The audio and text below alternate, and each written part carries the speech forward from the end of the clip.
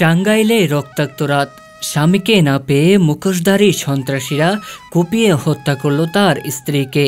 শহর জুড়ে ছড়িয়ে পড়েছে আতঙ্ক। টাঙ্গাইল সদর উপজেলার মগরা ইউনিয়নে ঘটল নৃশংস খুন।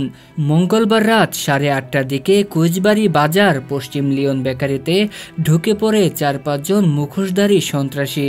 তাদের টার্গেট ছিল মগরা ইউনিয়ন বিএনপির সাধারণ সম্পাদক আনিসুর রহমান উত্তম, কিন্তু তাকে না পেয়ে সন্ত্রাসীরা বেকারিতে থাকা তার স্ত্রী লিলি আক্তারের উপর অতর্কিত হামলা চালায়।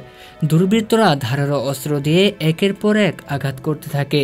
রক্তাক্ত অবস্থায় স্থানীয়রা তাকে উদ্ধার করে টাঙ্গাইল সদর হাসপাতালে নিলেও চিকিৎসক জানান তিনি আর বেঁচে নেই। পুলিশ জানিয়েছে মরদেহ মর্গে পাঠানো হয়েছে। হামলাকারীদের শনাক্ত ও গ্রেফতার অভিযান চলছে। জেলা বিএনপির পক্ষ থেকে গভীর শোক প্রকাশ করা হয়েছে।